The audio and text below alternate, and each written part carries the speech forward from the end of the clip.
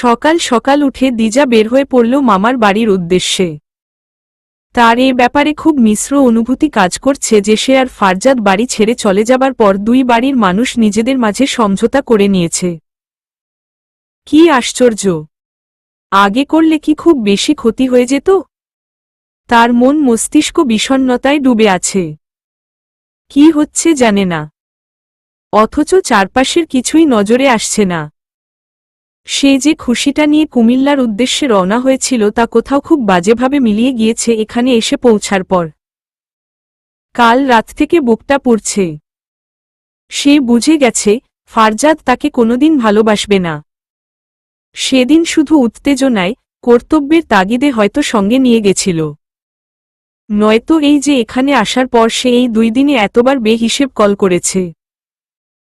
কলটা একবার রিসিভ করে দুটো কথা বলার প্রয়োজন মনে করেনি। সারাদিন না হয় ব্যস্ত সে, রাতে যখন বাড়ি ফেরে তখনও কথা যায় না 2-1 মিনিট। সেই পাগল যে ফারজাদের একটু মনোযোগ পেয়ে কত কি ভেবে বসেছিল।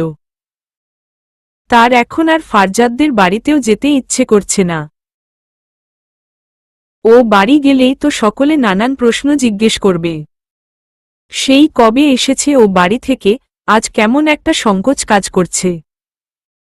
আম্মু চলে গেছে সকালেই, সেখানে লাবণ্য এসেছে, ফারিন এসেছে। হাঁটতে হাঁটতে হুট করে মনে পড়ল ফারজাদ এত তাড়াতাড়ি সব ভুলে গেল। কয়দিনে সব রাগ, অভিমান ভুলে গেছে। আচ্ছা, ভুলে গেছে তো নাকি? ভাবনায় পড়ে গেল দিজা ফারজাদ তো সে ধরনের নয়। ফারজাদ নিজেও আসেনি, তাকে পাঠিয়েছে। আচ্ছা, সেই রাগেই কি তার ফোন তুলছে না, কথা বলছে না? সে কি ভুল করে ফেলেছে? দিজা বুঝতে পারল না সে কি করবে। এই অশান্তি আর ভালো লাগছে না তার। সবকিছু এলোমেলো হয়ে এলো তার। কান্না পেল খুব রাস্তার মাঝখানে। জীবনের এই টানপোড়েন আর নেয়া যায় না। এতদূর পৌঁছে আর ফিরে গেল না, বহুদিন পর ঢুকল নিজের অতীত আনন্দশ্রমে। তবে আজ এই বাড়ি তাকে একটু আনন্দ দিচ্ছে না। গুলির শব্দে পাশের ফ্ল্যাটে লোকজন এগিয়ে এলো ফারজাদের ফ্ল্যাটে। নব ঘুরিয়ে দরজা খোলা গেল। তারা আশ্চর্য হল, দরজা খোলা রেখে বন্দুক দিয়ে খেলছে কোনো পাগল। ফারজাদকে পাওয়া গেল রক্তাক্ত অবস্থায় মেঝেতে শায়িত। কাঁধের পাশ দিয়ে রক্তের ধারা নেমেছে। কালচে ঘন রক্তে সাদা টাইলস জর্জরিত তখন। বাহুতে গভীর ক্ষত। সকলে আতকে উঠল, এমন দৃশ্য চোখের সামনে দেখা সাধারণ মানুষের জন্য ভয়াবহ এক অভিজ্ঞতা। ফারজাদের হুঁশ মনে হয় আছে এখনও। কাতরাচ্ছে যেন, তবে তা প্রকাশিত হচ্ছে না, সেই শক্তিটুকু নেই তার মাঝে যে সে গা দুলিয়ে ছটফট করে। এক লোক এগিয়ে এসে নাকের কাছে হাত দিল, নিঃশ্বাস যেন পড়ছেই না।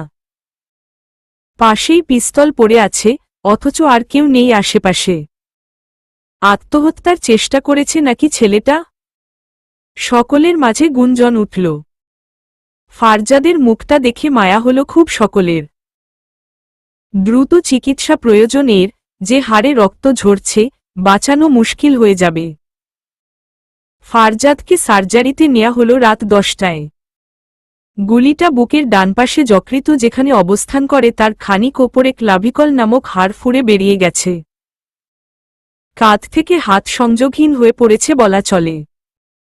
ডাক্তারদের মুখে চিন্তার ছাপ পড়ল। তারা এখনও নিশ্চিত নয় রোগীর পরিণতি কি হবে, তবুও চেষ্টার ত্রুটি রাখা তো চলবে না। যে লোকগুলো ফারজাদকে হাসপাতালে এনেছেন তারা ফারজাদের ফোন ঘেঁটে বরং সামাদ নামটা বারবার পেল। সেখানেই কল লাগাল। সামাদ অবাক হল, আপনারা কারা কথা বলছেন? স্যার কোথায়? চিন্তিত হয়ে পড়ল সামাদ, ফারজাদের সঙ্গে খারাপ কিছু হয়নি তো? লোকটা বলল, ফারজাদ হাসপাতালে। আপনি একটু আসুন এক্ষুনি। পথে সামাদের চিন্তা হতে লাগল, জ্বর কি খুব বেশি উঠেছে ফারজাদের? সে যত দ্রুত সম্ভব হাসপাতালে এলো। লোকটা এগিয়ে এসে জিজ্ঞেস করল, আপনার কে হয় ফারজাদ? আমার সিনিয়র, আমি তার সহকারী। স্যারের কি জ্বর খুব বেশি, ফিট টিট লেগে গেছে? হ্যাঁ, গাটাও খুব গরম দেখলাম। তবে আপনার স্যার মনে হয় আত্মহত্যার চেষ্টা করেছিল, নিজেকে গুলি করে। সামাদ চমকে উঠল, যে ভয়টা তারা পাচ্ছিল কয়দিন ধরে, সেরকমই কিছুই ঘটে গেছে নিশ্চয়ই। ফারজাদ নিজেকে মারতে যাবে কেন? নিশ্চয়ই ফ্ল্যাটে খারাপ কিছু ঘটে গেছে। কিন্তু এরা কালপ্রিটকে দেখেনি কেন? কতক্ষণ পর ফ্ল্যাটের ভেতরে এগিয়ে গেছিল? তার খুব চিন্তা হতে লাগল, সে নিজে ফারজাদকে ওষুধ কিনে দিয়ে ঘণ্টা দুয়েক আগে বাড়ি গেছে। বুকটা কেমন হু হু করে উঠল একটু, ফারজাদের ওপর তার একটা মায়া আছে আসলে। এই লোকটা খুব শক্ত, নিজের ব্যথার একদমই প্রকাশ করে না। আচ্ছা, স্যারের বাড়িতে তো জানানো হলো না। ওনার স্ত্রী আসেনি কেন সঙ্গে? আসলে তো ওটির বাইরেই থাকার কথা। ফারজাদের এই দুর্ঘটনা যে প্রফেশনাল তা নিশ্চিত সামাদ। অতএব চিকিৎসার যাবতীয় খরচা ডিপার্টমেন্টই বহন করবে। কিন্তু পরিবারের মানুষদের আসা অপরিহার্য দরকার এখন। ফারজাদের ফোনটা এখন তার হাতে, কিন্তু কাকে কল করবে? ফারজাদের ফ্যামিলি মেম্বারদের নম্বর চিনবে কি করে সে? ফারজাদের সার্জারি চলছে, সে বাইরে পায়চারি করতে শুরু করল। কি হবে আল্লাহ জানেন। খুব হাসফাস লাগল সামাদের। কি থেকে কি হয়ে গেল? একবার দেখল না সে, কোথায় কিভাবে গুলিটা লেগেছে। আচ্ছা, বুলেট যদি শরীর থেকে বের না করা যায়? নিজের চিন্তার ওপর বিরক্ত হল সামাদ। ধমক দিল, বি পজিটিভ। কিচ্ছু হবে না, খারাপ জায়গায় লাগলে এতক্ষণে খারাপ কিছু হয়ে যেত, এখনও তো চেষ্টা চলছে। নিশ্চিত সেফ কোনো স্থানে বুলেট লেগেছে। সামাদের ইচ্ছে করল একবার ফ্ল্যাটে গিয়ে চেক করে আসতে, যদি বুলেট সেখানে পাওয়া যায়, তাহলে আরও একটু নিশ্চিন্ত হওয়া যেত। কিন্তু এখন ফারজাদকে রেখে যেতে পারবে না সে। পুরো 3 ঘন্টার লড়াইয়ের পর ডাক্তার সাহেব বের হলেন ওটি থেকে। তার মুখ দেখে কিছু আন্দাজ করা যাচ্ছে না। সামাদ জিজ্ঞেস করল, স্যার, কি অবস্থা স্যারের? এখন এ ব্যাপারে কিছু বলতে পারছি না, আসলে বলতে চাইছি না। এখন আপাতত সে অচেতন, সেন্স ফিরতে দেরি হতে পারে। দেখুন, ব্যাপারটা আর সব কেস থেকে আলাদা, এখানে পুলিশ কেস হবে, পেশেন্টের বুলেট লেগেছে, বুঝে পারছেন। খতিয়ে দেখা হবে ব্যাপারটা। সামাদ বিরক্ত হল, স্যার নিজেই পুলিশ, স্পেশাল ব্রাঞ্চ। ডাক্তার কিছু বললেন না আর। সামাদ বসে রইল বেঞ্চের ওপর। যদিও তার এসব দায়িত্ব নেই, তবুও কেন জানি দায়িত্বের ওপরেও অন্য কিছু অনুভব করছে সে, যা তাকে টেনে বসিয়ে রাখল রাতটা এই হাসপাতালেই। এম ড্যাশ সকাল সকাল রান্নাবাড়ার ধুম পড়েছে। ফারহানা বেগমের মেজাজ ভালো নেই। তার শান্তি লাগছে না কোথাও, আরও একটা মানুষ অজানা অস্থিরতায় ছটফটাচ্ছে দিজা। এত মানুষের এসব কোলাহল ভালো লাগল না, সে মাথায় ওড়না টেনে বাগানে গিয়ে দাঁড়াল। পেছনে পেছনে লাবণ্য এলো, কি রে? কাল থেকে দেখছি কেমন মনমরা হয়ে আছিস। কাহিনী কি? ভালো লাগছে না লাবণ্য আপু। তুই যা। ভালো লাগছে না কেন, সেটাই তো জানতে চাইছি। জানানোর মতো কিছু নয়। ওরে আমার গোপনীয়তা রক্ষাকারী ম্যাডাম, দেখ সংসার জীবনে এসব চলেই। দিজা বিরক্ত হয়ে ঘাড় ঘুরাল, কি চলে? তোদের কি চলছে? কিছুই চলছে না। তার সঙ্গে আমার কোনো লেনাদেনা নেই। জানিস লাবণ্য আপু, ফারজাদ কখনো আমায় ভালোবাসবে না রে। আমিই শুধু তাকে পুষে গেলাম। শেষের দিকে দিজার কণ্ঠটা কাপল। লাবণ্য সুধাল, কি করে বুঝলি তা? লাবণ্যর প্রশ্নে দিজা মলিন হাসল, এই যে আমি দুদিন হলো এসেছি, একবার নিজে থেকে খোঁজ নেয়নি। আমি কমপক্ষে সবার কল করেছি, তা পর্যন্ত রিসিভ করেনি। ওই সামনে থাকলেই যা দায়িত্ব পালন করে, আমি শুধু তার দায়িত্ব রে আপু। লাবণ্য কিছুক্ষণ চুপ থেকে কি যেন ভাবল, হঠাৎই ভাবুক কণ্ঠে বলল, আমি অবাক হচ্ছি, ফারজাদ ভাই যেভাবে তোকে নিয়ে চলে গেছিল সবাইকে বাদছাদ দিয়ে, এত তাড়াতাড়ি সব ভুলে গেল? তোকে পাঠিয়ে দিল এখানে? আমি অন্তত চিনি ফারজাদ ভাইকে, তার অভিমান বরফের মতো শান্ত, হাওয়ার মতো অদৃশ্য। একটু সাহিত্যিক লাগছে কথাগুলো, তবে আমি একমাত্র মানুষ যে ফারজাদকে জানি। এই ব্যাপারটা একটু ঘাপলা লাগছে তখন থেকেই যখন শুনেছি তুই এসেছিস ফুপার সাথে। দিজাকে একটু চিন্তিত দেখালো। সে কপাল জড়িয়ে চোখ মেলে তাকালো লাবণ্যর দিকে। মানে, কি জানিস তুই ফারজাদকে? কি বলছিস? লাবণ্য পাত্তা দিল না ব্যাপারটা, বাদ দে। হয়তো এখন বদলেছে ফারজাদ ভাই, সব সময় তো আর মানুষ একরকম তীব্র অভিমানী থাকে না। আগে তো সহ্যও করতে পারত না, এখন কেমন সংসার করছে তোকে নিয়ে। দিজা অধৈর্য হয়ে পড়ল, তুই আর ফারজাদ এত ভারী ভারী কথা বলিস কেন? আবার কিছুক্ষণ চুপ থেকে কিছু ভাবল, হিসেব কষল কিছু একটা, এরপর আস্তে করে মলিন স্বরে বলল, লাবণ্য আপু, আমি মনে হয় বিরাট ভুল করে ফেলেছি রে। দুপাশে অনবরত ঘাড় নাড়ল দিজা, আমি অজান্তেই বোকার মতো বিশাল ভুল করে ফেলেছি। তুই ঠিকই বলেছিস, তুই আসলেই বুঝিস ওই চাপা মানুষটাকে, আমিই মূর্খ বুঝতে পারিনি। সেদিন ফারজাদ নিজের ক্ষোভকে লুকিয়ে আমাকে আব্বুর সাথে তুলে দিয়েছে। এখন বুঝতে পারছি আমি বিশাল ভুল করে ফেলেছি। লাবণ্য বুঝল না কিছুই। বারবার জিজ্ঞেস করল, কি বলছিস, কি হয়েছে? এই দিজা দিজা হারিয়ে গেছে কোথাও, সে ভুলের হিসেবে মেলাচ্ছে, তার করা বোকামির হিসেব মেলাচ্ছে। এই তো সপ্তাহ দুয়েক আগে ফারজাদ তাকে এই বাড়ির নাম নিতেও নিষেধ করেছিল, অথচ সে আব্বুকে পেয়ে সবটা ভুলে কান্নাকাটি শুরু করল। সে আসলেই ফারজাদের অযোগ্য, মূর্খ। ফারজাদের সাথে চলার মতো না সে। ফারজাদ কঠিন, অদ্ভুত এক মানুষ। দিজা লাবণ্যর দিকে তাকালো, এই মেয়েটা ফারজাদকে ঠিক কতটা বুঝলে কিচ্ছু না জেনে শুনে আসল বিষয় টেনে বের করে আনতে পারে। তার চোখ ভরে উঠল, নিজেকে ধিক্কার দিল সে, ফারজাদ এজন্যই বলেছিল তার সাথে দিজা চলতে পারবে না। ফারজাদের আবেগ নেই, দিজা আবেগী মেয়ে। শুধু ভালোই বেঁচে গেছে বোধহয়, ওই মানুষটাকে বোঝেনি কোনোদিন। লাবণ্যর পেটের দিকে নজর গেল দিজার। বিয়ে হয়ে পরের ঘরে গিয়ে 2 মাসের অন্তঃসত্ত্বা মেয়েটা আজও ফারজাদকে এত বোঝে। অথচ সে ভালোবাসল, পাগলামি করল, বউ হয়ে একসাথে মাস 2 সময় কাটালো মানুষটার সাথে, অথচ তাকে আয়ত্ত করতে পারল না।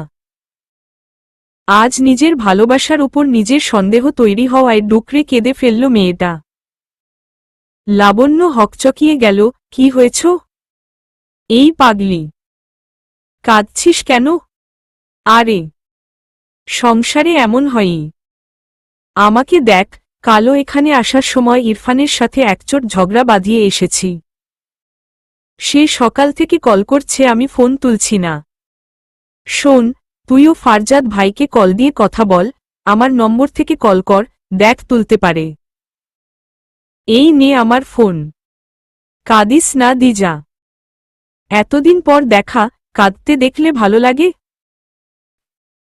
দিজার চোখ মুছিয়ে দিল লাবণ্য। দিজা ভাঙা স্বরে বলল, আমার মুখ নেই ফারজাদের সাথ কথা বলার। দিস না কল, আমি কথা বলবো না। লাবণ্য মানল না। জোর করেই কল করল ফারজাদের নম্বরে। কল বাজল, রিসিভ হলো একটু পরেই। তা দেখে দিজার বুকে আর এক ঘা লাগল। তার মানে নির্দিষ্ট করে শুধু তার কলই অ্যাটেন্ড করছে না ফারজাদ। হু হু করে কেঁদে ফেলল মেয়েটা। লাবণ্যর খুব কষ্ট হচ্ছে এবার। ওপাশে ফোনে কেউ হ্যালো হ্যালো করছে একাধারে। এরই মাঝে দিজা প্রায় দৌড়ে সেখান থেকে ভেতরে চলে গেল। তাকে আর থামানো গেল না। লাবণ্য ফোন কানে ধরে বলল, হ্যালো ফারজাদ ভাই। কি খবর আপনার? আপনি কে ফারজাদ স্যারের? লাবণ্য ভ্রু কুচকাল, মানে আমি কি রং নম্বরে কল করে ফেলেছি? এটা ফারজাদ ভাইয়ের নম্বর না? জি না ম্যাম, আপনি সঠিক নম্বরে কল করেছেন। স্যারের ফোন এখন আমার কাছে রয়েছে।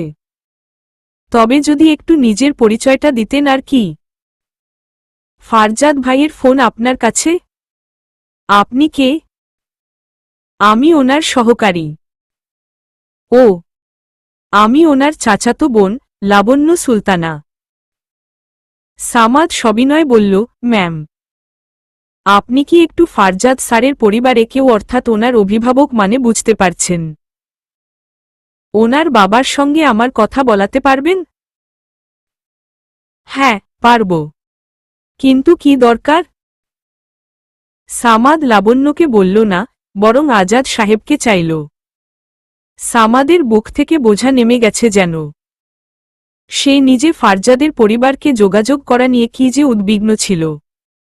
আজাদ সাহেব খুশিতে আটখানা হলেন যে ফারজাদের কল এসেছে, কিন্তু খুশিটা প্রকাশ করলেন না। ফোন কানে ধরেই বললেন, কি রে? মনে পড়ে বাপরে। সামাদ বলল, সরি আঙ্কেল, আমি ফারজাদ স্যার নই। আমি তার সহকারী সামাদ হোসাইন। এখন আমি যা বলবো আপনাকে একটু ধৈর্যে ধরে শুনবেন প্লিজ। আসলে জানেনই তো এই পেশার ব্যাপারটাই এমন। কাল রাতে কোনো একভাবে ফারজাদ স্যার গুলিবিদ্ধ হয়েছেন এবং এখন তিনি হাসপাতালে অবজারভেশনে আছেন। প্লিজ চিন্তিত হবেন না। ইনশা আল্লাহ সবকিছু ঠিক হয়ে যাবে, আর আপনারা যদি পারেন। কে শোনে আর সামাদের সান্ত্বনার বাণী। আজাদ সাহেব যেন কাচের মূর্তির মতো খান খান হয়ে ভেঙে পড়লেন। ধপ করে বসে পড়লেন দরজার কপাট ধরে মেঝেতে। লাবণ্য তড়িঘড়ি এগিয়ে গেল, বড় আব্বা। কি হয়েছে তোমার? ও বড় মা। ফিরোজা আপা। আম্মা, ফুপু। ও বড় মা। এসো এদিকে। বড় আব্বা। কি হয়েছে? কি বলল লোকটা? কথা বলছো না কেন? ফারহানা বেগম ছুটে এলেন। চেঁচামেচি শুনে নিচে নেমে এলো দিজা সিঁড়ি বেয়ে। বড় মামা মেঝেতে হাত পা ছেড়ে বসে আছেন। প্রথমে সকলে ভাবল আজাদ সাহেবের কিছু হয়েছে। আজাদ সাহেব হঠাৎই চিৎকার দিয়ে হাউমাউ করে কেঁদে উঠলেন। নিজেকে আর নিয়ন্ত্রণ করতে পারলেন না, ফারহানা বেগমের দিকে চেয়ে আহাজারি করে উঠলেন, ও ফারজাদের মা, তোমার ফারজাদের বুকে গুলি লাগছে গো। ও এখন হাসপাতালে পইরা আছে। দিজা কয়েক পা পিছিয়ে গেল রোবটের মতো পা ফেলে। ফারহানা বেগম বসে পড়লেন স্বামীর পাশে। সেদিন ফারজাদ মুখ ঘুরিয়ে নিয়ে বেরিয়ে গেছে বাড়ির ওই গেট দিয়ে, এরপর দিজার বাপের থেকে দিজাকে নিয়ে চলে গেছে ঢাকা। আর তারপর এই দিন ছিল কপালে। ফারহানা বেগম আর নড়লেন চড়লেন না। বোধহয় দাঁত লেগে গেছে। আরও একটা ছোট্ট দেহ পেছনে কাতরাচ্ছে মাটিতে পড়ে, এবার সবার সেদিকে নজর গেল। ফারজাদের সেন্স নেই 18 ঘণ্টা যাবৎ। দুপুর গড়িয়ে গেছে। ব্যস্ত হাসপাতালের সরু বারান্দা জুড়ে লোকের আনাগোনা। সব ছাপিয়ে ফারজাদের বাড়ির মানুষগুলো যাযাবরের মতো বসে দাঁড়িয়ে আছে। যে লোক ফারজাদকে ভর্তি করেছে সে এনেছে ফারজাদকে মালিবাগের ইবনে সিনাতে। ফারজাদকে যে কেবিনে রাখা হয়েছে তার বাইরে দরজার এক কোণে ঠেস দিয়ে উদ্ভ্রান্তের মতো বসে দিজা। তার নজর ওপরের দিকে, অনির্দিষ্ট কোথাও আটকে আছে। চোখ দুটো বোধহয় আজ মেয়েটার ঝর্ণার বিশেষত্ব লাভ করেছে। একাধারে কোণ বেয়ে জল গড়াচ্ছে। দিলরুবা বেগম তাকালেন মেয়ের দিকে, তার মনে হল দিজা ইহজগতে নেই বোধহয়। খবর দিল সামাদ সকাল ৮টার দিকে, তারা ঢাকা পৌঁছেছে দুপুর 12টায়। জোহরের আজানের আগ দিয়ে ডাক্তার জানল ফারজাদের অভিভাবক পৌঁছেছে। সে জানালেন, বেশ ভালো পরিমাণে রক্ত গেছে দেহ থেকে, সার্জারির সময় রক্তের খুব প্রয়োজন ছিল, তবে ফারজাদের রক্ত তার মতোই বেকায়দা গ্রুপের এ নেগেটিভ। পাওয়া বেশ দুষ্কর। তবে এখন আর রক্ত না দিলই নয়। ডাক্তার বললেন, আপনারা যথাসম্ভব ব্লাড জোগাড় করুন। দিজা কেবিনের দরজায় মাথা ঠেকিয়ে দাঁড়িয়েছিল। আচানক ত্রস্ত পায়ে এগিয়ে এলো, স্যার, আমার রক্ত এ নেগেটিভ। চলুন, কোথায় ডোনেট করতে হবে, জলদি চলুন স্যার। আসুন, আসুন। হাঁটা ধরেছে মেয়েটা। ডাক্তার একটু অবাক হয়ে তাকালেন, পাগলের মতো করছে মেয়েটা। শরীরে হাড়ের গায়ে অতিরিক্ত মাংস নেই এক টুকরো, মুখ চোখ শুকনো, বয়স আর কত হবে, ১৯। ডাক্তার মানা করলেন, তুমি ব্লাড ডোনেট করে নিজেই অসুস্থ হয়ে পড়বে। আপনারা অন্য কোনো ব্যবস্থা করুন, জলদি। অসুস্থ হই আর মরে যাই তা আমি বুঝব। আপনার তো বুক ফাটার কথা নয়। আপনি ডাক্তার, রোগী বাঁচানো আপনার কর্তব্য। যে ওই বেডে অচেতন পড়ে আছে, তাকে বাঁচানোর চেয়ে এই যে আমি দিব্যি দাঁড়িয়ে আছি তার প্রতি ডাক্তারি দেখাচ্ছেন। দেরি হচ্ছে, চলুন তাড়াতাড়ি। দিলরুবা দ্রুত এসে মেয়েকে ধরলেন। করুণ চোখে তাকালেন ডাক্তারের দিকে, ক্ষমা চাইলেন মেয়ের হয়ে। ডাক্তার এবার ধমকে উঠলেন, উন্মাদ হলেই সব সমাধান হয়ে যাবে? বোকা মেয়ে, আমরা চেষ্টা করছি না? নাক শিউরে তাকালো দিজা। হঠাৎই আবার ধীরে ধীরে কাতর হয়ে উঠল মলিন মুখটা, আপনারা কেমন চেষ্টা করছেন, স্যার? এখন কোথায় কার কাছে রক্তের খোঁজ করতে যাবে? দেরি হয়ে যাচ্ছে, স্যার। ফারজাদের দিকে তাকিয়ে দেখুন না, কেমন করে পড়ে আছে। স্যার, আমার কিচ্ছু হবে না, আমার শরীরে রক্তের অভাব নেই। স্যার, ফারজাদের কিছু হলে আমার কি হবে? এই শরীরে রক্ত বাঁচিয়েই বা কি করব তখন?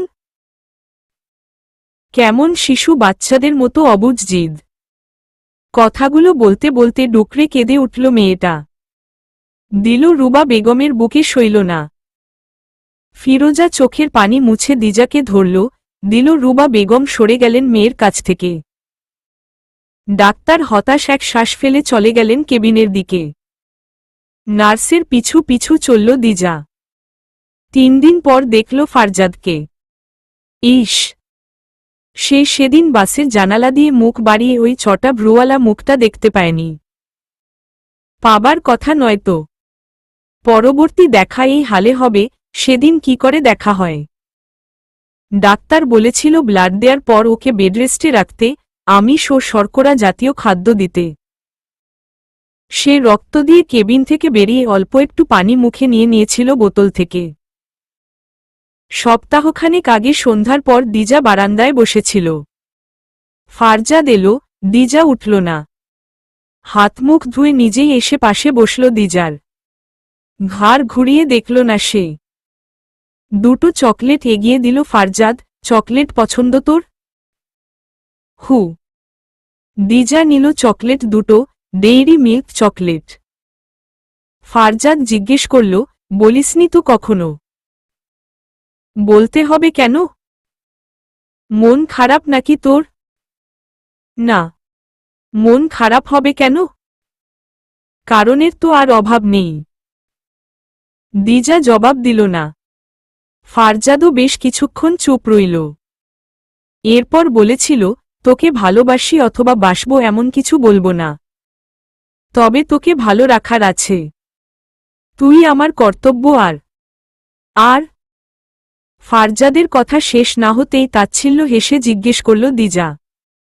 বেশ কিছুদিন খুব অনীহা জন্মে গেছিল ফারজাদের ওপর, যেন আগ্রহ নিয়ে কথা বলতো না আর এড়িয়ে চলেছে খুব।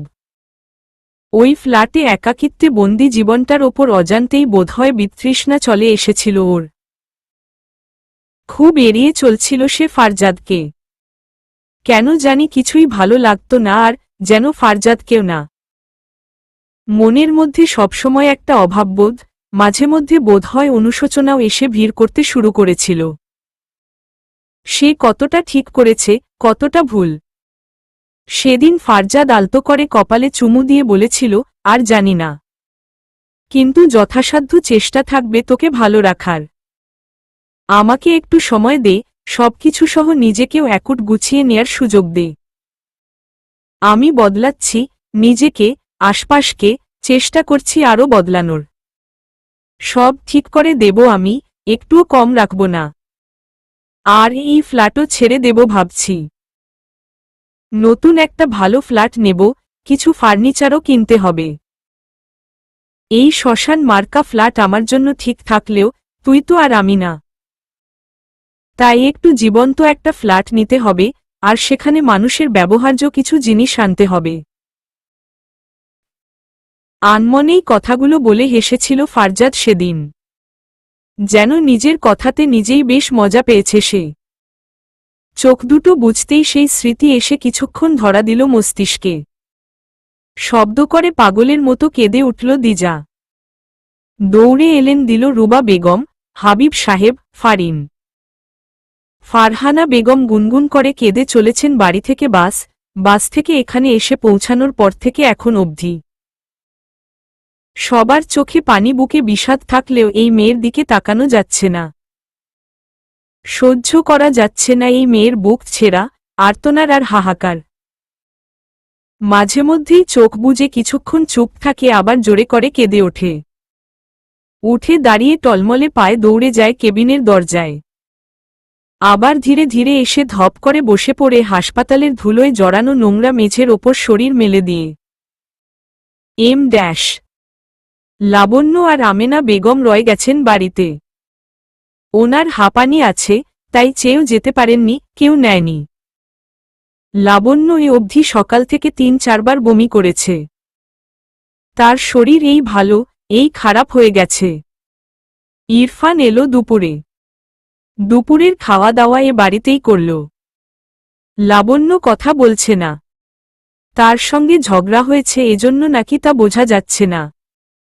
ইরফানকে লাবণ্য সেই সকাল ৯টায় কল করে বলেছে খবরটা। ইরফান পৌঁছেছে দুপুরে। এরপর থেকে দুজনের বাকবিতণ্ডা চলছে।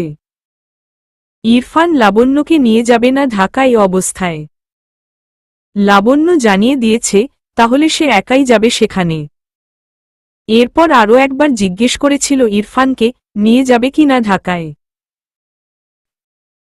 ইরফান গম্ভীর মুখে অস্বীকার করেছে, এ অবস্থায় জার্নি করলে তোমাকে ওই একই হাসপাতালে ভর্তি করাতে হবে। বোঝার চেষ্টা করো, তুমি তো অবুঝ মেয়ে নও, লাবণ্য। লাবণ্য চিৎকার করে উঠল, আমি অবুঝ নই, তবে তুমি স্বার্থপর নিশ্চিত। ফারজাদ ভাই ওখানে মরছে কি বাঁচছে, আর আমি এখানে 2 মাসের পেট নিয়ে সিন্ধুকে উঠে থাকি। মানুষের তো আর বাচ্চা পেটে থাকে না। তারা তোমার মতো বউকে বাক্সে তুলে রাখছে।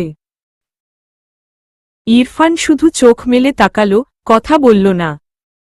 তার মুখটা ভারী গম্ভীর। শান্ত মানুষ সে। তৈরি হতে হতে লাবণ্যর একটু হুঁশ এলো। নরম সুরে বলার চেষ্টা করল, তুমি কি বুঝছ না? সকলে গেছে ওখানে। কারো কাছ থেকে খবর নেবার জো নেই। কেউ ফোন তুলছে না। কি হয়েছে, কতটা সিরিয়াস অবস্থা, ভালো কি মন্দ কিছুই জানি না। কিভাবে বসে থাকি এভাবে বাড়িতে? বমির ওষুধ খেয়েছি তো আর হবে না বমি। বাসেও ইরফান কথা বলল না কোনো। ধরে তুলল ব্যাগটা, এরপর লাবণ্যকে উঠিয়ে এনে সিটে বসিয়ে দিল। যেন লাবণ্য নিজের পায়ে চলাচল করতেও অপারগ। এই নিয়েই আজকাল তর্কাতর্কি লাগে তাদের মাঝে। লাবণ্যর মনে হয় ইরফান যেভাবে তাকে ট্রিট করে যেন সে ল্যাংড়া, খোড়া, কানা প্রতিবন্ধী। লাবণ্য হাতে পানির বোতল ধরিয়ে দিয়ে চুপচাপ বসে রইল পাশে। লাবণ্যর মনটা খারাপ লাগছে। এই মানুষটার ওপর রাগ করে থাকাও এক অসম্ভব কর্ম। খুব খারাপ লাগছে এখন, নিজের খিটখিটে মেজাজের ওপর রাগ লাগছে। আজকাল মেজাজটা সবসময় চড়েই থাকে তার। তবুও কোনো অভিযোগ নেই মানুষটার, শুধু নিয়ম করে খেপায় লাবণ্যকে। কিছুক্ষণ জানালা দিয়ে বাইরে তাকিয়ে থেকে বলল, ফারজাদ ভাই আমার চাচাতো ভাই। আমার তো বড় ভাই নেই, আর একসাথে মানুষ হয়েছি এই বাড়িতে। জানো, আব্বুর চেয়ে বেশি অবদান আমার জীবনে আমার বড় আব্বার। সেই ফারজাদ হাসপাতালে পড়ে আছে গুলি খেয়ে। রচনা শুনতে চেয়েছি আমি? যা বলছো সব জানা কথা। অজানা কিছু বলো, এমনিতেও বোর হচ্ছি। ভ্রু জড়িয়ে তাকিয়ে রইল কিছুক্ষণ ইরফানের দিকে। ইরফানের মুখটা এখনো গম্ভীর। তার হাতের বাহুর ফাঁকে হাত ঢুকিয়ে মাথাটা চেপে দিল কাঁধে। আস্তে করে জিজ্ঞেস করল, কয়টা বাজে, কখন পৌঁছাবো ঢাকা? সেই কতদিন আগে এসেছি ঢাকা থেকে, আর যাওয়া হয়নি। হঠাৎই মনে পড়ল লাবণ্যর একবার ফারজাদকে বলেছিল ঢাকা যাবার ইচ্ছের কথা। ফারজাদ জিজ্ঞেস করেছিল, ইচ্ছে থাকলে যাবি, তবে কি? লাবণ্য আর কথা বলেনি। তখন সে আসলেই বোকা আর বাচ্চা ছিল। সেদিনের কথা মনে পড়ে হাসি পেল। সে ফারজাদের সাথে যাবার আকাঙ্ক্ষা নিয়েই বলেছিল কথাটা, অথচ যাচ্ছে নিজের ভাগ্যের সাথে। সে খুশি এবং সন্তুষ্ট নিজের তকদিরের ওপর। একটুও অভিযোগ নেই আর। আরও একটু গা মিলিয়ে বসল ইরফানের। ইরফান হাত দিয়ে আগলে নিল ওকে। চোখ দুটো বুজে নিল পরম শান্তিতে। তখনই আবার মনে পড়ল ফারজাদের কথা। বুকটা ভার হল, না জানি কি হালে পড়ে আছে হাসপাতালে। কেমন আছে এখন? কি খবর? আচ্ছা। সামাদ গুলিটা লেগেছ বুকের ওপরে। তোরাক করে মাথাটা সরিয়ে নিল ইরফানের বুক থেকে। বুকটা ধুকধুক করছে, খারাপ কিছু হবে না তো? ড্যাশ 21 ঘন্টা পেরিয়ে যাবার পরেও কোনোরকম প্রতিক্রিয়া দেখা গেল না ফারজাদের। গুলিটা লেগেছে বক্ষপিঞ্জরের ডান পাশে যকৃতের ওপরের দিকে কাঁধের নিচে। গুলিটা পিঠ চিরে বেরিয়ে গেছিল। বাম পাশে লাগলে হৃদযন্ত্রের ক্ষতি হবার সম্ভাবনা থাকত এবং হতে পারত ঘটনাস্থলেই ফারজাদ মারা যেতে পারত। তবে সেই রিস্কটা নেই এখন আর। তবে রিস্ক তো কাটছেই না। রক্ত দেয়া হয়েছে বেশ কয়েক ঘন্টা আগে। এর জন্য জ্ঞান ফেরার সময়সীমা 24 ঘন্টার বেশি ডাক্তাররা দিতে পারেন না। তাতে সেন্সলেস অবস্থায় কোমা অথবা ডেড হয়ে যাবার শতভাগ চান্স রয়েছে। তার মধ্যে কেটে গেছে 21 ঘন্টা। ফারজাদের গায়ে ফিট লাগার সমান জ্বর ছিল। ফারজাদ তরতরে, তাগড়া পুরুষ মানুষ। তাই হয়তো ফিট লেগে যায়নি, অথচ তার শরীরের তাপমান 104 ডিগ্রি ফরেনহাইট ছাড়িয়ে গেছিল। বাহুতে গাঢ় ক্ষত, সেখান থেকে রক্ত ঝরেছে, বুক থেকে ব্যাপক হারে রক্ত গেছে। শিরা ছিন্ন করে গুলি ফুঁড়ে বেরিয়ে গেছে পৃষ্ঠদেশ ছেদ করে। ডাক্তার চিন্তিত হয়ে পড়লেন। তিনি অপেক্ষারত ছিলেন 18 ঘন্টা পার হলে নিশ্চিত জাগ্রত হবে ফারজাদ। অথচ এবার আর অপেক্ষা করার মানে হয় না। দিজা পাগলপাড়া হয়ে উঠেছে, উদ্ভ্রান্তের মতো লাফালাফি, ছোটাছুটি শুরু করেছে। বারবার ফারজাদকে গিয়ে ডাকছে। আবার ছুটে যাচ্ছে নার্সকে ডাকতে, ডাক্তারকে ডাকতে। এরপর বিলাপ করতে বসছে, ফারজাদ উঠছে না কেন? কথা বলছে না কেন? ডাক্তাররা শুধু আর সব রোগীদের চিকিৎসা করছে, ফারজাদের দিকে নজর দিচ্ছে না। ওকে সেবা করছে না। ডাক্তার সাহেব এলেন আজাদ সাহেবের কাছে। আজাদ সাহেব মুখ তুলে চাইলেন। ডাক্তার বললেন, দেখুন, আমরা আবার পেশেন্টকে অবজার্ভ করেছি, and we noticed he is still no breathing. আপনি বুঝতে পারছেন আমার কথা? তার শ্বাসরোধ হয়ে আছে। ফুসফুস ধীরে ধীরে কার্যক্ষমতা হারাচ্ছে। ফুসফুসের প্রসারণে বাধাগ্রস্ততা দেখা দিয়েছে এবং নার্ভ সক্রিয়তা হারিয়েছে। 21 ঘন্টা ওভার। এতক্ষণে একবার হলেও তার একটা আঙুল হলেও মুভ করার ছিল, but we are sorry. So nikethamide একটা কোরামিন দিতে হবে। আপনি না দাবি দিন, বেশি দেরি করা যাবে না। কেঁদে ফেললেন আজাদ সাহেব। না দাবি। হায় রে, দিজা থেমে গেছে যেন। শ্বাস আটকে চেয়ে দেখল কোরামিন ইঞ্জেকশন পুষের না দাবিতে সাইন করে দিল আজাদ সাহেব। আর্তনাদ করে উঠল মেয়েটা সৃষ্টিকর্তার কাছে, আল্লাহ পাক, আমার বুক খালি করবেন না আপনি, আমার কলিজায় থাবা দেবেন না আপনি। আমার দাবি এটা আপনার কাছে, এখনো হুহুত হিসেব মেলানো বাকি আছে। কোরামিন ইঞ্জেকশন পুশ করার সময় দিজাকে সরানো গেল না কেবিন থেকে। সে দেখবে তারা কি চিকিৎসা দিচ্ছে ফারজাদকে। অবুঝ শিশুর মতো আচরণ করছে মেয়েটা। সিরিঞ্জের বড় সূচটা গেথে দিল ডাক্তার ফারজাদের শরীরে। দিজা ফুপিয়ে উঠল অস্পষ্ট স্বরে। আচ্ছা, কতটা ব্যথা পেয়েছিল ফারজাদ যখন বুলেটটা বুক ফুঁড়ে বেরিয়ে গেছে? তাকানোই যাচ্ছে না ওই অক্সিজেন মাস্ক লাগানো মুখের দিকে। উহহ, এ কেমন যন্ত্রণা! ডাক্তার ফারজাদের শ্বাস ছাড়ানোর জন্য ইঞ্জেকশন দিল, দিজাকে দিল না। ডাক্তার বুঝছে না তারও শ্বাসরোধ হয়ে যাচ্ছে। ইচ্ছে করল জাপটে ধরতে বুকে বেডে শুয়ে থাকা লোকটাকে। ধরল না, খোলা বুকের ডানপাশ জুড়ে ব্যান্ডেজ। ব্যথা পায় যদি। মাগরিবের আজান শোনা গেল। সকলে এসে এসে দেখে গেছে। ফারহানা বেগমকে টেনে বের করে নিয়ে যাওয়া হয়েছে, চিৎকার করে কাঁদছিলেন তিনি। লাবণ্য বহুক্ষণ সজল চোখে তাকিয়েছিল ফারজাদের মুখের দিকে।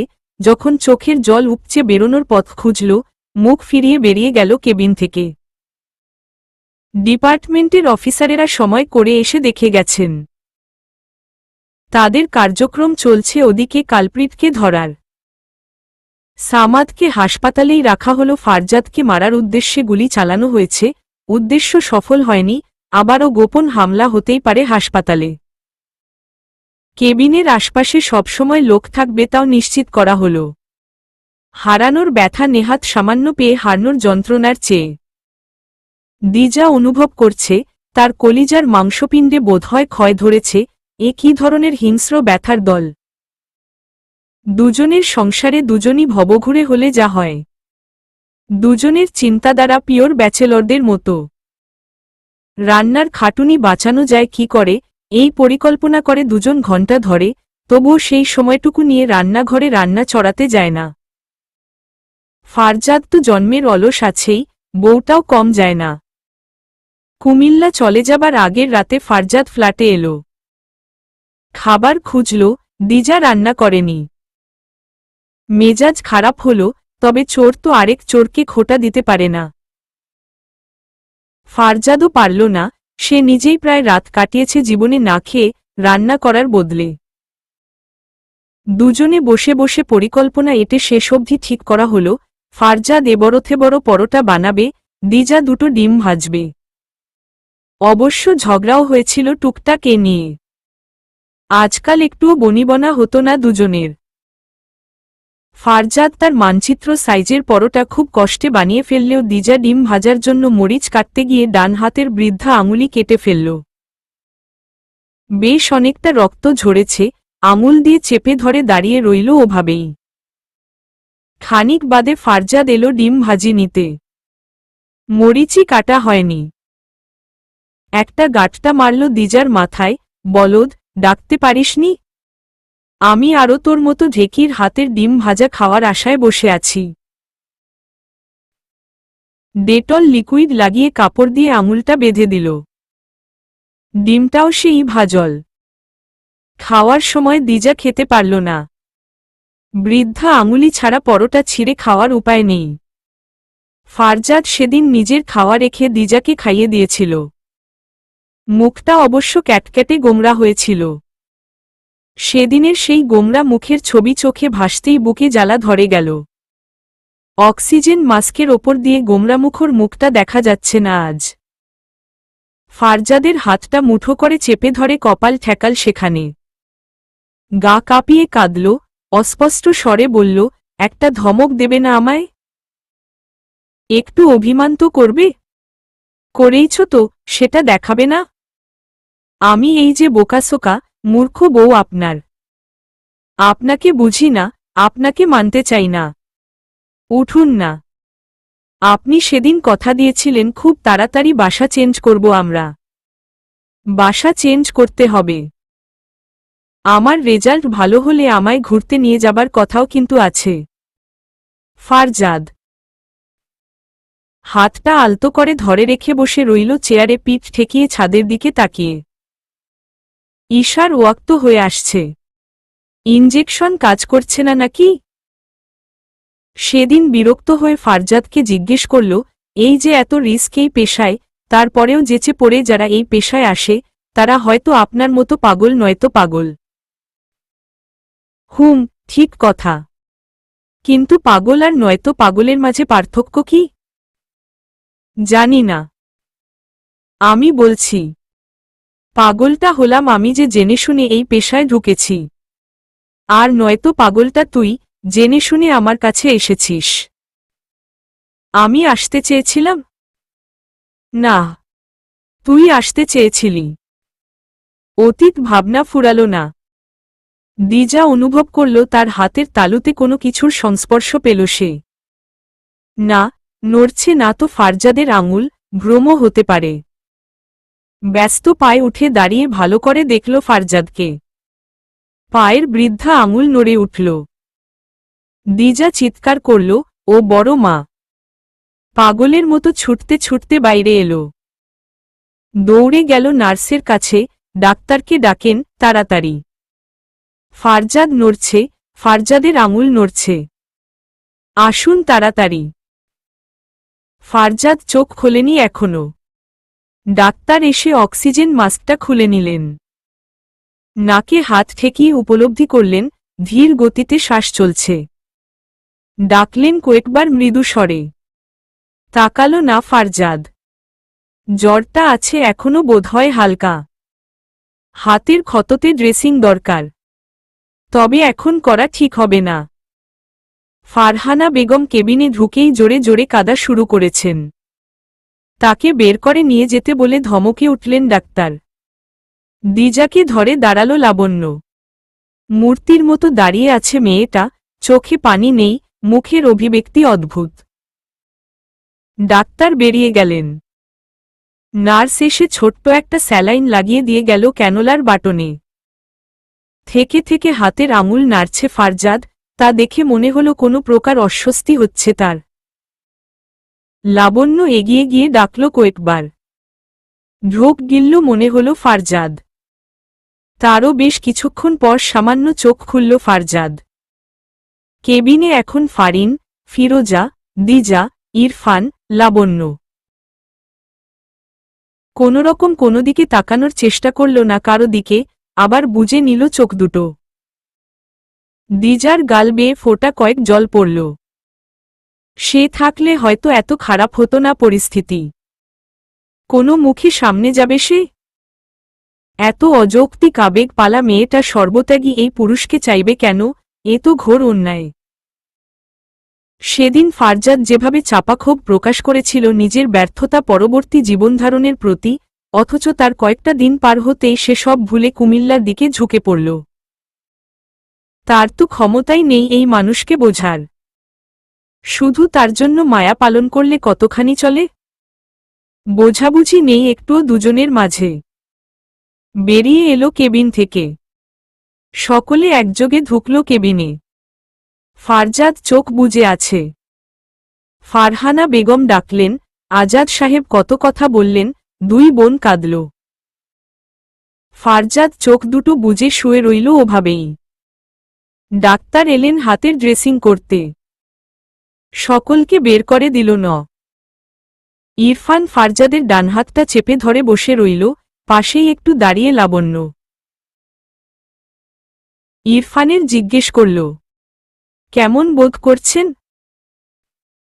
চোখের ইশারায় বোঝালো ফারজাদ, ঠিক আছি। কাচির মাথায় মেডিসিন লাগানো তুলো চেপে ক্ষত থেকে দূষিত রক্ত পুঁজ পরিষ্কার করলেন। ফারজাদ কাঠের মতো পড়ে রইল ছাদের দিকে ঝাপসা চোখে চেয়ে। লাবণ্য মুখ ফিরিয়ে নিল, গায়ে কাটা দিচ্ছে তাজা শরীরে অমন হিংস্র পরিষ্কারক দ্রব্যের বিচরণ দেখে। শ্বাস খুব ধীরে পড়ছে ফারজাদের। বেশিক্ষণ জাগ্রত রাখা হল না, স্যাডেটিভ দেয়া হল। সার্জারির স্থানে টান ধরবে এখন, সাথে বাহুর ক্ষততেও। তা সহ্য করা সম্ভব নয় হুঁশে থেকে। ঢলে পড়ল ফারজাদ অচেতন হয়ে। আরও বেশ দিন কয়েক রাখা হল ফারজাদকে হাসপাতালের অবজারভেশনেই। এরপর ছুটি দেবার সময় এলো। আজাদ সাহেব জিদ ধরেছেন ফারজাদকে সোজা কুমিল্লা নিয়ে যাবেন। ফারজাদ একবার না বলেছে, এরপর থেকে চুপ আছে। আর এই নীরবতা প্রকাণ্ড শিলাখণ্ডের চেয়েও বেশি ভারী, যা বলে চুপ করেছে তা টলবে না বোধ হয়। এই নিয়েই একটা চাপা বিপত্তি বাঁধল। ইরফান হহুত বোঝাল, লাবণ্য অনুরোধ করল, ফারহানা বেগম কাঁদলেন। ফারজাদ কোনো কথাই বলে না। বেডের সাথে হেলান দিয়ে দেয়াল ঘড়ির কাঁটার টিকটিক করে আবর্তন দেখছে। এটা খুবই জরুরি কাজ এখন ফারজাদের। তার ডান হাতটা ঝুলিয়ে দেয়া হয়েছে আর্মস্লিং ব্যাগে। শার্ট পরানো হলো না, আর একটা চাদর গায়ে জড়িয়ে দেয়া হলো। পরনে 3/4 প্যান্ট। এই কদিনের মাঝে ডাক্তার আর সামাদ ছাড়া আর কারো সাথে তেমন কথা হয়নি ফারজাদের। সিদ্ধান্ত গ্রহণে গরমিলের কারণে সকালে পর রিলিজ পেয়েও বিকেল হয়ে এলো, বের হওয়া হলো না। ডিআইজি স্যার এলেন আছরের পর। জিজ্ঞেস করলেন, কি অবস্থা? ঠিকঠাক। দেখতেই পাচ্ছি তোমার ঠিকঠাক অবস্থা। শোনো ফারজাদ, এখন আপাতত এখানে থাকা ঠিক হবে না তোমার জন্য। মাসুদকে ধরে রেখেছ এখনো, মরতে গিয়ে মরনি। তুমি কিন্তু তাকে আছো। যতদিন ডিউটিতে জয়েন না করো, গ্রামের বাড়ি থেকে এসো। I wish you will recover soon. Farzad কথা বলল না। এই একই কথা সামাদ সকাল থেকে বুঝিয়ে চলেছে। দিজা গেল আম্মু আর ইরফানকে সঙ্গে নিয়ে ফ্ল্যাটে। ফারজাদের প্রয়োজনীয় জিনিসপত্র এবং ফ্ল্যাটটা ভালোভাবে তালাবদ্ধ করা প্রয়োজন। ড্রেসিং টেবিলের পাল্লা খুলে ফারজাদের প্যান্ট বের করতে গিয়ে একটা ব্যাগ পেল। এটা সে সেদিন একবার বেখেয়ালে দেখেছিল। তার ভেতরে একটা চুড়ির বাক্স বেশ লাল রঙা। দ্রুত খুলে ফেলল সেটা। চিকন সোনালি রঙা তার হাতের মাপের চুড়ি দুটো। চোখ দুটো আজকাল খুব বিরক্ত করছে তার, যখন তখন জলে ভরে ওঠে। কি মুশকিল! চট করে চুড়ি দুটো দুহাতে পরে ফেলল।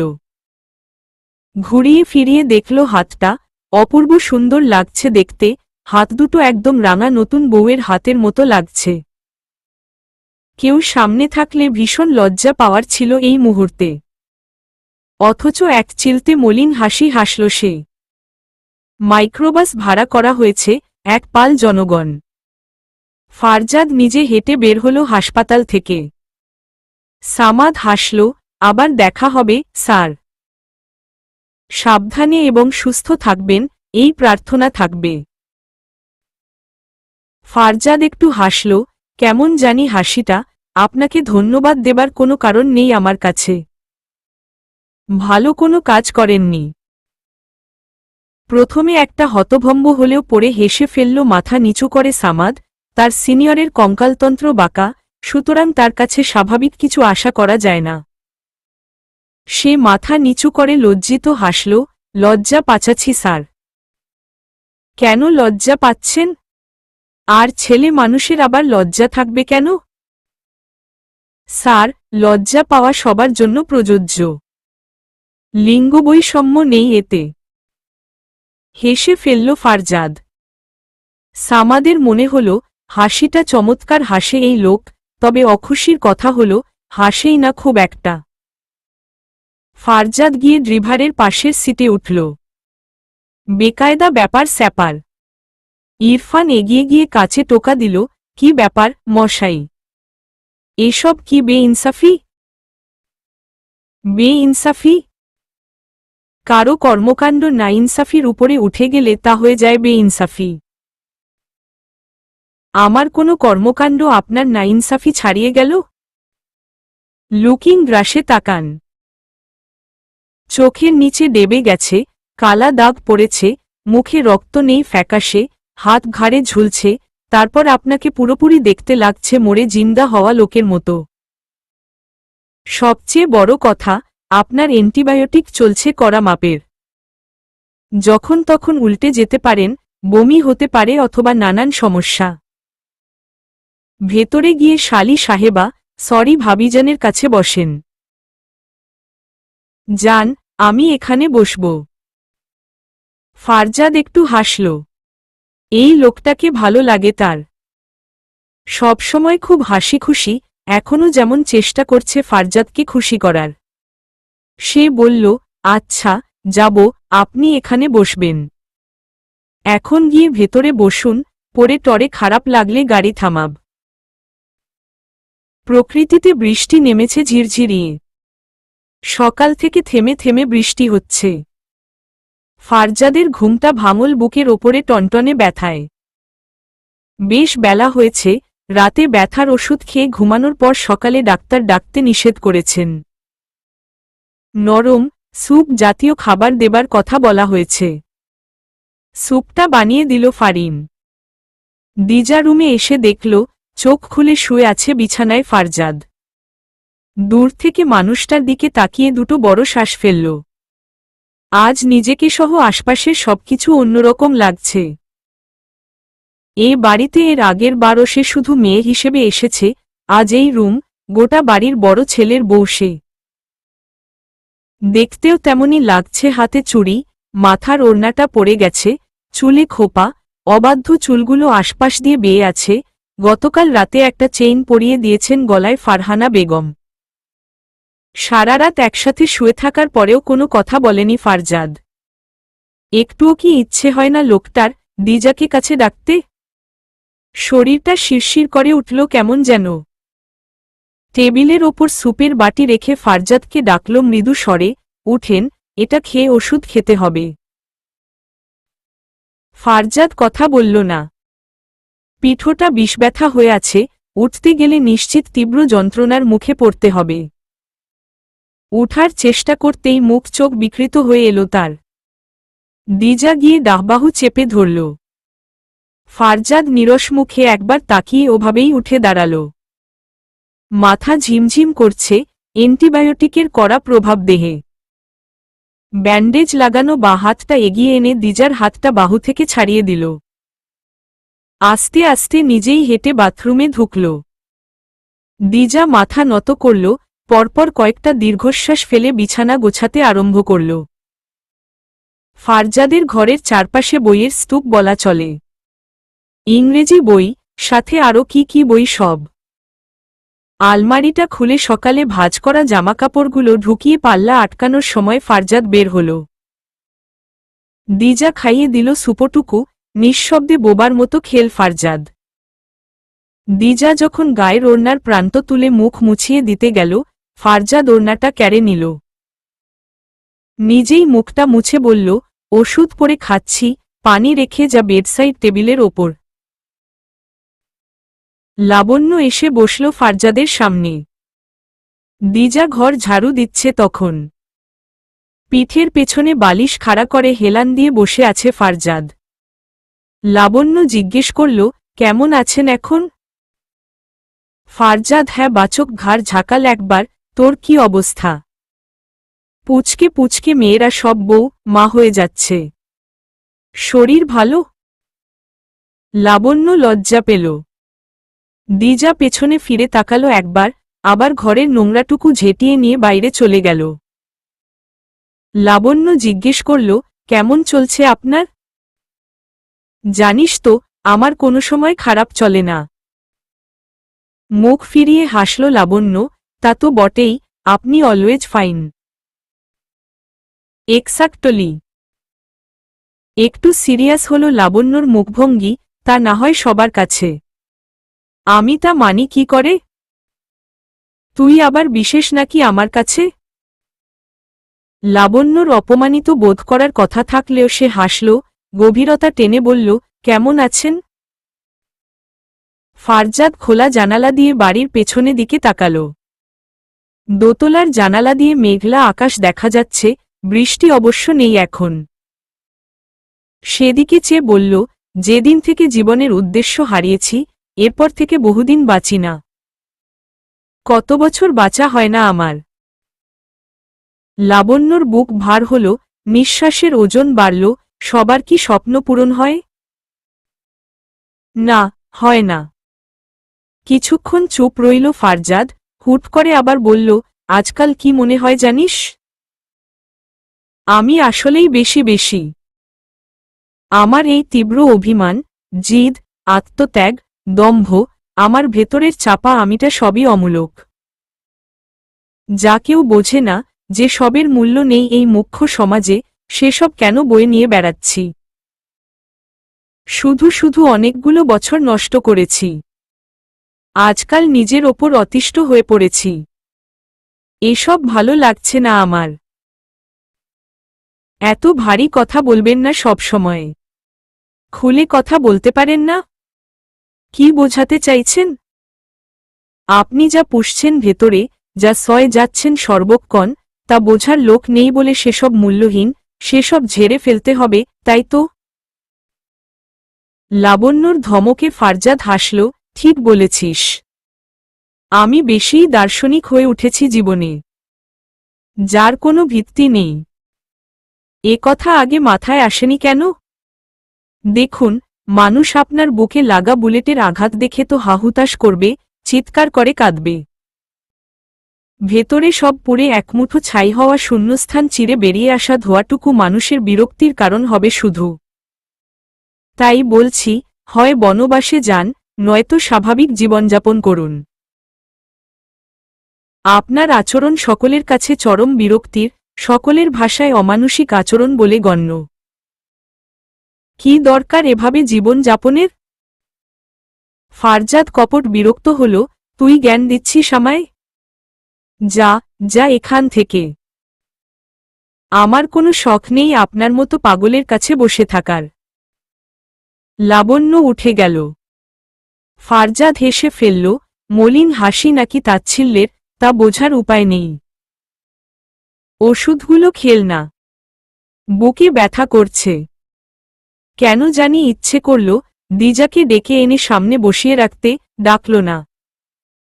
ওষুধ খেলে শরীর ঝিমিয়ে আসবে, বমি পাবে। ওষুধ না খেয়ে উঠে দাঁড়াল টলমলে পায়ে। হেঁটে গিয়ে বারান্দায় রাখা চেয়ারে বসে পড়ল। চেয়ার ভেজা ছিল, তাতে কি? মেঘ কেটে যাচ্ছে, দেখে মন খারাপ হল তার। তবুও কেমন করে যেন চেয়ে রইল আকাশের দিকে। চোখের সামনে ভেসে উঠল তিতাকুটে এক অতীত। উত্তরাতে থাকার সময় প্রায় দিন ঘণ্টাখানেক সময় ব্যয় করে চলে যেত ফারজাদ পলাশীতে। বুয়েট ক্যাম্পাসের বাইরে গিয়ে উত্তেজিত চোখে চেয়ে থাকত বিল্ডিংগুলোর দিকে। দারোয়ানকে দেখে ভাবত, আজ তো ঢুকতে দিবে না, একদিন এমন আসবে দাপট করতে করতে ঢুকব এই ক্যাম্পাসে। তিতুমির হলের সামনে দাঁড়িয়ে ভেতরের বিল্ডিংয়ের সারি সারি কামরার দিকে তাকিয়ে ঠিক করত, সে অ্যাডমিট হবার পর কোনো রুমটা পেলে ভালো হয় এখানে। রুম ঠিক করা ছিল হলের, যে হলেই সিট পাক, ওই রুমে জায়গা নেয়ার চেষ্টা করবে। জীবন এমন কেন? চাওয়াগুলো এভাবে ধোয়া হয়ে যায়, পেছনে ফেলে বহুদূর চলে আসার পরেও পিছু ছাড়ে না সেই পাগলাটে আকাঙ্ক্ষাগুলো। ছটফটিয়ে উঠল ফারজাদ। আশ্চর্য! আজও কেন চোখে জল জমবে? 7 বছর পেরিয়ে গেছে। আজও কেন বুক পুড়বে? কি মুসিবত! দ্রুত চোখ দুটো আঙুল দিয়ে হিংস্র হাতে চাপ দিয়ে ধরল। চোখের মণি দুটো লাল হয়ে উঠেছে। ওই তরুণ জীবনের ব্যর্থতাগুলো পিছুই ছাড়ে না আজীবন। কি করার আছে? ভাবনা এলো, বেঁচে আছে কেন সে? এই যে মাঝে মধ্যেই এই যন্ত্রণা ওঠে ভেতরে, সহ্য ক্ষমতার সীমা পেরিয়ে যায়, তার মানে সহ্য করা যায় না। অসহ্য এই যন্ত্রণাকে উপশম করতে মৃত্যুর বিকল্প নেই। ফারজাদ অবাক হল নিজের ভাবনার ওপর। এই চিন্তা বহুদিন পর এলো আজ। আগে আসলে বহুবার কড়া নেশা সেবন করে তখনকার জন্য চুপ করিয়েছে নিজেকে। ডাক্তার বলেছিলেন, তুমি প্যানিকে আছো ফারজাদ। এসব ভাবনা এলে ব্যস্ত হয়ে পড়বে। কাউকে এসব বলতে যাবে না। মানুষ বুঝবে না, উল্টো তোমায় ডিস্ট্র্যাক্ট করবে। ব্যর্থতা পাগলামিতে পরিণত হয় কখন? এই প্রশ্নের জবাবে মানসিক ডাক্তার বলেছিলেন, যখন ব্যর্থতাটা মেনে নেয়ার মতো হয় না। সফল হবার হয়তো সবরকম ওয়ে তোমার ছিল, তবুও কোনো এক অ্যাক্সিডেন্ট। সময় ভয়াবহ প্রবাহমান এক চলক। সঠিক সময়ে কাজে না লাগিয়ে পেরিয়ে এসেছ, আর সেই শূন্যতা তোমায় ক্ষয় করছে। সবসময় ব্যস্ত থাকার চেষ্টা করবে। ফারজাদের হাতে কেউ হাত ছোঁয়াল। চমকে উঠল, তোরাক করে চোখ মেলে তাকাল। দিজা নিজেও চমকে উঠল ফারজাদকে এভাবে চমকে উঠতে দেখে। ওষুধ খুলছে মেয়েটা, সামনের টুলের ওপর পানির জগ ও গ্লাস এনে কখন রেখেছে টেরই পায়নি ফারজাদ। দিজা ওষুধ এগিয়ে দিয়ে বলল, বেলা কত হল? সকাল 9টার মধ্যে সকালের ওষুধ খাওয়ার কথা বলেছেন ডাক্তার। ফারজাদ ওষুধগুলো গিলল কোনো মতো। শরীর ভালো লাগছে না। দিজা হঠাৎই ভেজা গামছাটা দিয়ে সযত্নে ফারজাদের মুখ, গলা মুছিয়ে দিতে লাগল। ভরকাল ফারজাদ, আরে উহফ, কি করছিস? সরা এসব। নিজের কাজ করতে করতে দিজা বলল, ঘরে চলুন। ওষুধ খেয়েছেন, এখন শুয়ে থাকতে হবে আপনার। এসব লাগবে না আমার। তুই নিজের কাজে যা। আমার কাজ কি? ঘরে অসুস্থ স্বামীকে ফেলে রেখে কোথায় কোনো কাজে যাব? ফারজাদ চোখ তুলে তাকালো, মেয়েটা একদিনে যেন বিশাল বড় গৃহিণী হয়ে উঠেছে, নাকি ভাব ধরেছে সেরকম। আবার পাল্টি খাবে। এসব কি ধরনের কথাবার্তা? অসুস্থ স্বামী, কথাটা কেমন যেন অদ্ভুত শোনাল ফারজাদের কানে। দিজার স্বরও কেমন আবেদনময়ী লাগল শোনাল। মেয়েটা কি করছে, কি চলছে তার ভেতরে? মেয়ে মানুষ এত রূপক হবে কেন? ফারজাদকে ধরে এনে বিছানায় বসাল দিজা। আবার বৃষ্টি শুরু হলো বাইরে। জানালার কাচ পেরিয়ে বৃষ্টির ঝাপটা এসে বিছানায় পড়ছে। কাচটা লাগিয়ে দিল দিজা। বারান্দায় বসে থেকে মাথায় ছিটে ফোটা পানি পড়ে চুলগুলো ভিজে গেছে। কতটা আক্কেল জ্ঞানহীন হলে মানুষের শরীরে জ্বর থাকা সত্ত্বেও এভাবে বারান্দায় বসে থাকতে পারে। তোয়ালেটা এনে মাথার চুলটা মুছে দিল দিজা। পাশে দাঁড়িয়ে বেশ কিছুক্ষণ ফারজাদের চুল নেড়েচেড়ে দিল, চুলগুলো আলতো টেনে দিল। যেভাবে ছেলেরা চুল সেট করে সেভাবে চুলগুলো গুছিয়ে আবার এলোমেলো করে নাড়তে থাকল, কপালের দুপাশ টিপে দিল। ফারজাদ বালিশে হেলান দিয়ে বসে খাটের বক্সের সাথে মাথা ঠেকিয়ে চোখ বুজে আছে। তার খারাপ লাগছে না এই সেবাটুকু। মাথায় ঝিমুনি ধরে আসছে, এই ম্যাসাজটুকু খুবই দরকার এই সময়ে। যা সে পাচ্ছে।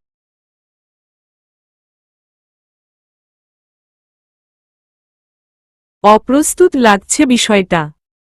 কপালটা আলগোছে জড়িয়ে ফেলল, এই মেয়ে এসব অদ্ভুত আচরণ করছে কেন? কাল দাদির কাছে বহুক্ষণ সময় কাটানোর ফল নিশ্চিত। এসব পতিসেবাকে শিখিয়েছে ওকে। ধরে বেঁধে স্বামীর খেদমতে লেগে পড়েছে সকাল থেকে। চোখ বুজে থেকে কঠিন এক ঢোক গিলে বলল, দরজার পর্দা টেনে দরজা চাপিয়ে দিয়ে আয়। দিজার গাটা অজান্তেই শিউরে উঠল একটু। নিঃশব্দে গিয়ে দরজাটা চাপিয়ে এসে আবার হাত দিল ফারজাদের মাথায়। এর মাঝে ভেজা চোখ দুটো মুছে ফেলেছে ওড়নায়। ফারজাদ বামহাতে দিজার হাতটা চেপে ধরে ঘুরিয়ে টেনে এনে বিছানায় নিজের পাশে বসাল। দিজার থুতনি নত হয়ে গলায় ঠেকেছে। ফারজাদ চোখ খুলে তাকাল, দিজার কান্না দেখে আকস্মিক মাথা গরম হল। কাঁদছিস কেন? তোকে বলেছি এত সেবাযত্ন করতে। সেবা করতে ভাল লাগছে না, করবি না, তাই বলে কেঁদে কেটে সেবার করতে হবে? দিজার নিজের চুল ছিঁড়তে ইচ্ছে হল, কতটা অবুঝ আর তারা হলে একটা মানুষ সোজা বিষয়ের এমন উদ্ভট মানে বের করে? লোকটা ইচ্ছে করে এসব করে, নয়তো আর কি? সে জবাব দিল না। ফারজাদ টান করা পা গুছিয়ে, গোছানো পাটা শটান করে দায়সারা ভঙ্গিতে বলল, পা টিপে দে, ঘুমাবো আমি। আর যদি কান্না পায় তাহলে বের হয়ে যাবি, ফারিনকে পাঠাবি। অবহেলা এটা? দিজার নাকের পাটা ফুলে আবার নেমে গেল। টুপ এক ফোঁটা জল নাকের ডগা থেকে বিছানার চাদরে পড়ল। ফারজাদ মহাবিরক্ত হল, কি সমস্যা? কাঁদছিস কেন? কেউ মরেছে? মেয়ে মানুষ ঢঙ্গি হয় কেন বলতো আমায়? খুব আগ্রহী আমি এই প্রশ্নের উত্তর পেতে। এত অপ্রয়োজনীয়, লোক দেখানো আবেগ, আর মুহূর্তে মুহূর্তে সেই আবেগের স্থল পরিবর্তনটা কি মেয়েলোকের গঠনগত স্বভাব? মাথা তুলল না দিজা। ফারজাদের মেজাজ চড়ে গেল বোধহয়, জবাব দে। বন্ধ ঘরে কথাটা বাজ পড়ার মতো গর্জে উঠল যেন, দাঁত খিচে বলল, মরাকান্না জুড়েছিস কেন? মরিনি এখনো, বেঁচেই আছি তোদের ন্যাকা আবেগের খেলায়। আর কাঁদিস না, চোখ মুছে ফেল। Look, look at me, I'm absolutely fucking fine. বকে উঠল ফারজাদ। কিসের যেন চাপা ক্ষোভ খানিকটা প্রকাশিত হয়ে গেল হুট করে। জোরে জোরে দুটো শ্বাস নিল। এরপর আপনা আপনিই চাপা স্বরে বলতে লাগল, আমিও কত বড় বোকা শালা। ভালো থাকতে চেয়ে বসি মাঝে মধ্যেই। ভালো থাকার যে ক্যাপাসিটি লাগে তাই তো নেই আমার মধ্যে। তুই এখন আদিক্ষেতা আসছিস, পুরো বাড়ি স্নেহের জোয়ারে ভাসছে। আমার সহ্য হয় না এসব লোক দেখানো পীড়িত। দিজার মন হল, ফারজাদের মানসিক ভারসাম্য একটু হলেও সটকে গেছে এই মুহূর্তে। তার নিজের আচরণে নিজের নিয়ন্ত্রণ নেই আপাতত। কি বলতে চাইছে, কি দেখাতে চাইছে অথবা করতে চাইছে, তা নিজেই মেলাতে পারছে না। সে একটু নত হল, পা এগিয়ে নিল ফারজাদের। ফারজাদ বলল, পা টিপতে হবে না, রাখো। কণ্ঠটা একটু দুর্বল লাগল শুনতে। ওষুধ খেয়েছে একগাদা। এখন এত উত্তেজিত হওয়া মোটেও ঠিক হয়নি তার। বুকের ডান পাশ চেপে ধরল বামহাত দ্বারা। দিজা উঠে দাঁড়াল ফারজাদের পাশে। বালিশ ঠিক করে দিতে দিতে বলল, পরেও তো চেঁচানো যেত, আমি তো আর ভেগে যাচ্ছি না। ফারজাদের ইচ্ছে করল ঠাস করে একটা চড় লাগাতে দিজার গালে। এই যে মাঝে মধ্যেই ম্যাচিউর, মাত্রাতিরিক্ত ধৈর্যশীল মেয়েদের মতো আচরণ করে, এখানেই তো বিভ্রান্ত হয় ফারজাদ। একবার হয়েছিল, এরপর তার মাসুল গুনেছে আর হবে না। একরত্তি দুর্বলতা আসতে দেবে না ফারজাদ এই বহুরূপী মেয়ের ওপর। মাথা কাজ করছে না মনে হল, গোলমেলে লাগছে সবকিছু। দিজা আস্তে করে ধরে শুইয়ে দিল বালিশে। চলে যেতে উদ্যত হলে হাত ধরে পাশে বসা লোকে ফারজাদ। মাথায় হাত বুলাতে বুলাতে ফারজাদের দিকে পূর্ণদৃষ্টি মেলে তাকালো ফারজাদের মুখের দিকে। চোখের নিচে কতখানি গর্ত হয়ে তাতে কালো দাগ পড়েছে। ফ্যাকাশে রক্তশূন্য মুখটা। দাড়ি গোঁফ অযত্নে বেশ বেড়ে গেছে। সবসময় ফিটফাট ফারজাদের মুখের নকশা বদলে ফেলেছে অসুস্থতা। সরু নাকের ডগায় ঘাম জমে আছে, ভ্রুটা কুঁচকে আছে হালকা। চুলগুলো এলোমেলো হয়ে কপালে পড়ে আছে। কপাল থেকে চুলগুলো সরিয়ে পেছনে ঠেলতে ঠেলতে একদৃষ্টে চেয়ে রইল অদ্ভুত দুর্বোধ্য মানুষটার দিকে। হুট করে নির্লজ্জ এক ইচ্ছে জেগে বসল, ফারজাদের কপালে সিক্ত একটা চুমু খেতে ইচ্ছে করল। সে এমন হয়ে যাচ্ছে কেন? আজকাল ফারজাদের গা ঘেঁষতে মন চায় অবচেতনায়। দৈহিক একটা আকর্ষণ বোধ করতে শুরু করেছে এই পুরুষটার প্রতি সে। মাঝে মধ্যেই ফারজাদের বিশাল শরীরটার দিকে তাকালে গা কেঁপে ওঠে কেমন যেন। আর্স্ট হয়ে পড়ে সে। সে অদ্ভুতভাবে খেয়াল করছে, তার নিজের মাঝে খুব করে ফারজাদের বউ হয়ে ওঠার একটা প্রবণতা জন্মেছে। এই যে বউ বউ ভাবটা তাকে দোলা দিচ্ছে, ফারজাদের সেবা যত্ন করতে একটা শিহরণ নড়েচড়ে উঠছে ভেতরে। একটু ইনিয়ে বিনিয়ে নত হতে ইচ্ছে করছে স্বামীর কাছে। ফারজাদের চোখ বোজা মুখের দিকে ভাবুক দৃষ্টিতে তাকিয়ে ঠোঁটটা কামড়ে ধরল। এরকম হুটমেজাজি লোকের সঙ্গে জীবনযাপনটা তার বেশ কষ্টকর হবে। বুঝে নিতে যতদিন দেরি হবে ততদিন বেশ কষ্টসাধ্য হবে চলাচল। যার নিজের মেজাজ এবং চিন্তাধারায় নিয়ন্ত্রণ নেই, তার সঙ্গে ঠিক কিভাবে চলবে সে? আচ্ছা, সেই শুধু মানিয়ে নিচ্ছে, নাকি ফারজাদও চেষ্টা করছে? হুট করে ভাবনাটা মাথায় আসার পর আবার প্রশমিত হয়ে গেল, এটা ভেবে এর চেয়েও বেশি আক্রোশ পাওনা তার ফারজাদের কাছে। চলবে।